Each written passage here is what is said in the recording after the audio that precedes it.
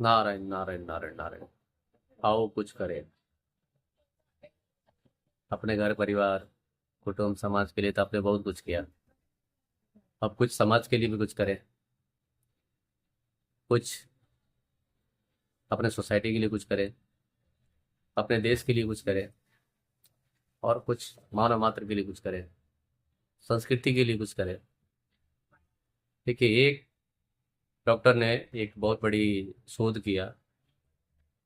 ऐसे तो हमारा विज्ञान, हमारा जो अध्यात्म विज्ञान है, तो करोड़ों साल से समझा रहे हैं, लेकिन कोई समझना नहीं चाह रहा है। डॉक्टर ने एक शोध किया कि एक आदमी में कई करोड़ न्यूरॉन होता है। एक न्यूरॉन में ब्रह्मांड को चलाने की शक्ति होती है। अगर एक मनुष्य एक न्यूरॉन को भी विकसित कर ले तो पूरे ब्रह्मांड को चला सकता है। इतनी शक्ति है। तो कई करोड़ न्यूरॉन एक आदमी में होता है। फिर भी बेचारा मारा मारा फिर रहा है। कहीं भीख मांग रहा है, तो कहीं जूते चप्पल खा रहा है, तो कहीं किसी से गालियां सुन रहा है। उसका कारण मात्र इतना ही सर, कि वो अपने आप को जानना नहीं चाहता है। वो सोचता है कि शायद मैं जो कर रहा हूँ वही सही है, लेकिन उसे पता ही नहीं चलता है कि मैं कर क्या रहा हूँ। मेरा ध्यान किस ओर है, मैं पाना क्या चाहता हूँ। समझने वाली बात है कि मनुष्य जो है अपने आप को समझ ही नहीं पाता है पूरा जीवन। समझेगा कैसे? उसके मन में स्वार्थ पड़ा हुआ है। तो बच्चे, माता पिता, पति और पत्नी, बस वही उनकी दुनिया है। समाज के लिए मनुष्य जब तक निस्वार्थ भाव से नहीं निकलता है, तब तक उसके घर में सुख शांति भी नहीं आ सकती। बहुत अच्छी बात बोल रहा हूँ, ध्यान से सुनिए। उसके घर में सुख शांति नहीं आ सकती, क्योंकि उसके मूल तत्व में स्वार्थ है। संत महात्मा क्या करते हैं? संत महात्मा 20 साल, 30 साल, 25 साल, 10 साल, जो भी उन्होंने तपस्या किया हुआ है, और तपस्या से जो उनको ज्ञान मिला हुआ है, वो ज्ञान समाज को बांटने के लिए निकल जाते हैं। मतलब आओ कुछ समाज के लिए करें। आज परम पूज्य संत श्री आसाराम जी बापू बचपन से निकलकर करोड़ों जन को, करोड़ों घरों को सुखमय, शांतिमय और आदर्शमय बनाए। पूज्य बापू जी के या अन्य किसी संत के जो शिष्य होंगे, वो आप देखना एक धनाढ़े से, एक बहुत बड़े पढ़े लिखे ज्ञानियों से आपको डिफरेंट मिलेंगे। क्योंकि पढ़ाई लिखाई की अपनी जगह पे है। पढ़ाई लिखाई से सिर्फ आप दाल रोटी, दुकान मकान, अपने कुछ इच्छाओं को पूरा कर सकते हो। पर यही दुनिया नहीं है। ये बहुत छोटी दुनिया है। ये दुनिया में सिर्फ आप, जो सब तरह से लोग जी रहे हैं उसी तरह से आप जियोगे। सब लोग खाना खा रहे हैं, रोटी खा रहे हैं, बच्चे पैदा कर रहे हैं, जन्म रहे और मर रहे हैं। बस बड़ा भी वही करता है, छोटा भी वही करता है, गरीब भी वही करता है, अमीर भी वही करता है। सबका एक ही सिद्धांत में है। आओ हम कुछ करें, कुछ डिफरेंट करें ना। डिफरेंट करने की जो क्षमता है वो किसी गुरु के शरण में गए बिना ये नहीं आपको हो सकता है। ये आप किसी गुरु के शरण में ही जाकर के कर सकते हो। सोचने वाली बात है कि हम क्या करते हैं। हम अपने संस्कृति के बारे में समझना ही नहीं चाहते हैं। हम अपने संस्कृति के बारे में ठीक से जानना ही नहीं चाहते हैं। जो जानते हो ज्ञानी बन गए, जो जानते हो पूजनीय बन गए। देखिए, एक आदमी चाहे दुनिया के सारे पढ़ाई पढ़ ले, लेकिन उसकी कोई पूजा नहीं कर सकता। वो पूजनीय नहीं बन सकता। ठीक है, थोड़ी आदर हो सकती है समाज में। आओ आए क्या बस, आप तो बहुत पढ़े लिखे विद्वान होंगे, लेकिन पूजनीय नहीं बन सकता है। एक संत अंगूठा छाप, कुछ नहीं जानता है। संसार के भौतिक नजर में एकदम जीरो, लेकिन फिर भी उसकी पूजा होती है। लोग जाकर के उनके चरणों में माथा टेकते हैं। लेकिन कोई बहुत बड़ा पढ़ा लिखा है, उसके चरणों में माथा नहीं टेकते। आज तो पढ़ाई ऐसा हो गया जिसे व्यापार। आज स्कूल क्या है? एक शॉपिंग मॉल हो गया, जूते मेरे से लो, छाते मेरे से लो, पेन मेरे से लो, पेंसिल मेरे से लो, किताब मेरे से लो, शिक्षा मेरे से लो, ट्यूशन मेरे से लो। मॉल बन गया है। पहले हम आदर से गुरु कहते थे, और शिष्य को लोग शिष्य के हिसाब से देखते थे। वहां गुरु शिष्य का नाता बड़ा सुंदर होता था। गुरु को दूर से देखते थे तो प्रणाम करते थे, और उनको हम आज भी आदर करते हैं। क्या आज का बच्चा इस तरह बात करता है? नहीं। Hi sir, how are you sir, hello sir, hi bye tie. कितना गरीब भाषा है ना। हाय हाय हाय। हाय का मीनिंग जो है ना, वो पहले हाय का मीनिंग जो होता था, वो होता था हाय, मतलब हाय जब गांव में बोलते हैं ना, या तो जनरली में बोलते हैं, अरे क्या हाय लग गया क्या तेरे को। हाय का मतलब ही दुखद वर्ड है, और हम किसी को पहले बार हाय ही करते हैं। हाय मतलब पहले से हाय लगा दिया उसको, ये भी हाय वो भी हाय। सोचने वाली बात है, दोनों हाय हाय है। हम बोलते हैं ना, अरे क्या है हाय हाय करते रहता है तू, तो पहले से हाय है। कितना गंदा भाषा लोड में काले ने दिया, और लोग उसको प्राउड फील करते हैं। गौरव, अरे मैं तो बहुत जानता हूँ, वो तो मेरा दोस्त है, फिनलैंड है, ये है वो है। क्या फराटेदार इंग्लिश बोलता है, क्या ये इतनी गंदी भाषा। उस भाषा में आप प्राउड फील कर रहे हो। इतना उत्तम भाषा जो संस्कृत का है, उसके तरफ आपका ध्यान नहीं। इसमें हमारे संस्कार थे, हमारी संस्कृति थी, उसकी तरफ ध्यान नहीं है। एक न्यूज आता था बचपन में, कितना सुंदर लगता था। संपत्ति वार्ता हम स्याताम प्रवास का बलदेव नंद शर्मा।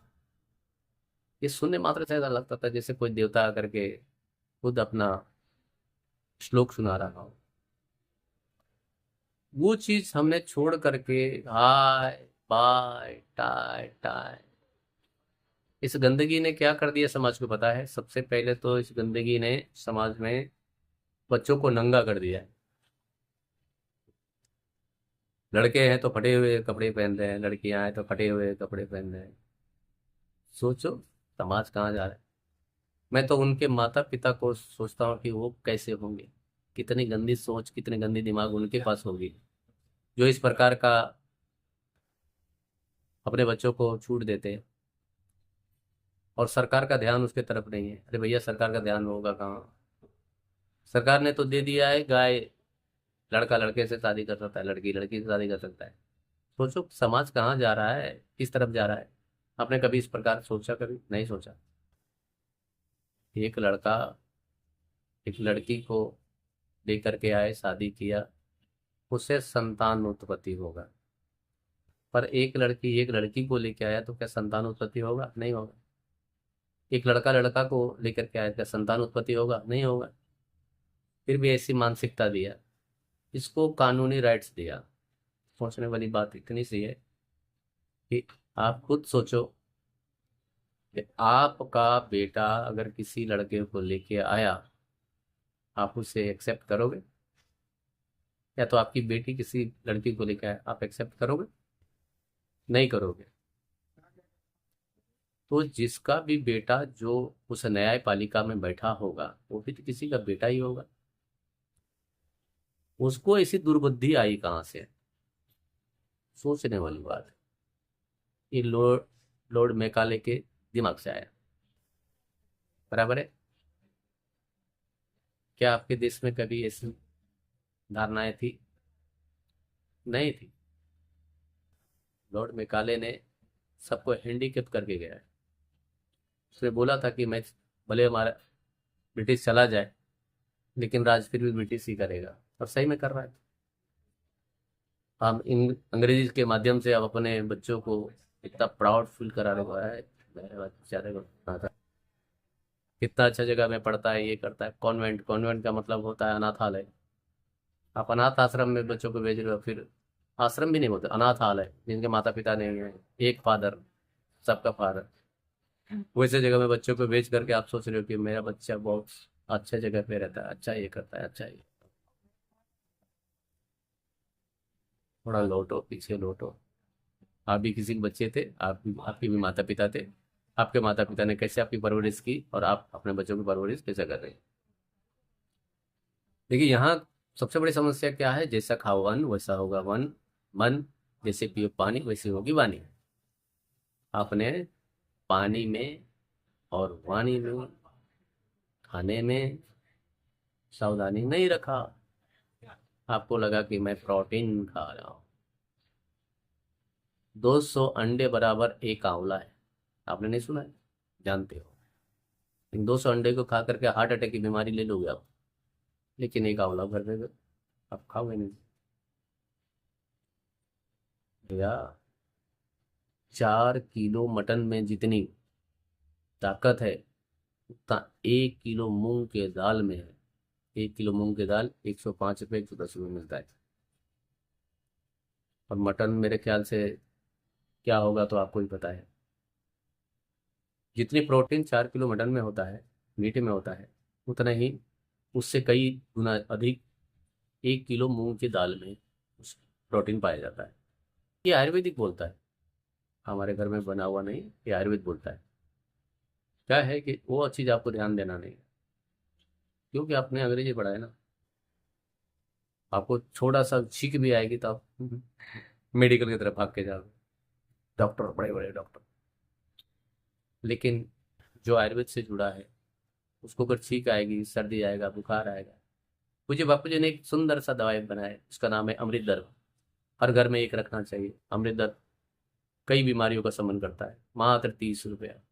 कई डॉक्टर, कई एमबीबीएस डॉक्टर को साइड कर दिया उन्होंने। एक अमृत दर्भ, सर्दी हुआ उसको ले लो, बुखार आया ले लो, बदन दर्द है ले लो, दांत दर्द है ले लो। मतलब एक दवाई में 1000 काम। संत महात्मा क्या करते हैं? यही काम करते हैं। संत महात्मा चाहते हैं कि तुम्हारा भला हो, तुम्हारा मंगल हो, तुम्हारा परिवार का मंगल हो, तुम्हारा घर परिवार का मंगल हो। लेकिन तुम ये सब बात को समझोगे नहीं, क्योंकि सुनोगे लेकिन मनमानी करोगे अपनी। देखो, थोड़ा सा पीछे लौट जाओ। संतों की शरण बहुत जरूरी है। संत ना होता संसार में तो जल मलता संसार। और जल ही रहे तप ही रहे ना। आदमी आनंद को ढूंढ रहा है, कहाँ ढूंढ रहा है? दारू की दुकान में। आनंद दारू की दुकान में है। कहाँ है? वेश्यावृत्ति में है। कहाँ है? मटन की दुकान में, चिकन की दुकान में, अंडे की दुकान में। ऐसे जगह पे लोग ढूंढ रहे हैं। कुछ होता है, चलो केक खाएंगे, केक काटो, 2 किलो मटन लाओ, दारू लाओ। एक भौतिकवादी जितना आनंद में रहता है, एक साधक उससे कई हजार गुना आनंद में, फकीरे में रहता है। एक राजा के पास में जो मस्ती होती है, राजशाही मस्ती, वो मस्ती फटे हुए कपड़े में साधक के पास होता है, सन्यासी के पास होता है, उससे भी कई गुना अधिक। ये बातें सिर्फ बड़ी बड़ी करने के लिए नहीं होता है, ये बातें समझने के लिए होता है। और ये समझोगे तब, किसी सदगुरु के शरण में जाओगे तब। क्योंकि गुरु बिना भव निधि तरह ही ना कोई, जो विरंची शंकर सब होई। पूरी दुनिया का विद्या का प्राप्त करने के बाद में कोई शंकर नहीं बन सकता। लेकिन सदगुरु के शरण में गया हुआ अंगूठा छाप भी अगर सदगुरु की नज़र में आ गया, उनके कहने अनुसार चल गया, तो साधारण से साधारण एकदम अंगूठा छाप शंकर बन सकता है, पूजनीय हो सकता है। ऐसे कई संतों को आप जीवनी पढ़ सकते हो, जिसने एक क्लास कभी जिंदगी में देखा नहीं, स्कूल गया नहीं, लेकिन लोग उनकी पूजा कर रहे हैं। अपनी पढ़ाई की तुलना करना थोड़ा सा उनसे, कि हमने जो पढ़ाई किया है। हाँ, समाज में पढ़ाई भी जरूरी है, ऐसा नहीं है कि आप बोलो पढ़ाई नहीं चाहिए, पढ़ाई चाहिए ना। पर हमारी भारतीय सभ्यता और संस्कृति के साथ जो पढ़ाई पढ़ा जाए वो पढ़ाई काम का है, बाकी सब फालतू है। जिस पढ़ाई में माता पिता का आदर ना हो, जिस पढ़ाई में हमारे समाज को आदर ना हो, जिस पढ़ाई में हमारे देश का आदर नहीं हो, जिस पढ़ाई में मानव मात्र के आदर ना हो, वैसी पढ़ाई किसी काम का नहीं है। आप अपने गर्भ में इतने चूर हो कि अपने माता पिता का आदर नहीं कर पा रहे हो, उनको वृद्धाश्रम में भेज रहे हो। कैसी पढ़ाई कर किया आपने? आपके माता पिता ने इसीलिए तुमको पढ़ाया था? नहीं, उन्होंने सपना देखा था मेरा बेटा पढ़ेगा लिखेगा, हम भी गार्डन में झूला लगा के झूलेंगे। लेकिन बेचारे वो लोग अनाथ आश्रम में। कितने दुख की बात है, शर्म की बात है, तुम्हारी पढ़ाई की ऐसी की तैसी। क्या किया आपने पढ़ाई? ऐसी पढ़ाई, वो तो कुत्ते बिल्ली तो ऐसे ही पढ़ लेते हैं, मच्छर तो ऐसे ही पढ़ लेता है। इतनी सारी पढ़ाई करके क्या किया? दाल रोटी कपड़ा मकान दुकान यही किया ना, लेकिन माता पिता को वृद्धाश्रम भेज दिया। उससे अच्छे तो मच्छर है, वो भी बच्चा पैदा करता है, वो भी भोजन करता है, वो भी शयन करता है, वो भी मैथुन करता है, सब करता है। तो मनुष्य में फर्क क्या है? मनुष्य को भगवान ने अपने आप समान बनाया है। माँ में वान से जीव लो के जीव होता सनातना। ये जो जीव आत्मा है वो मेरा ही सनातन है। नारायण नारायण।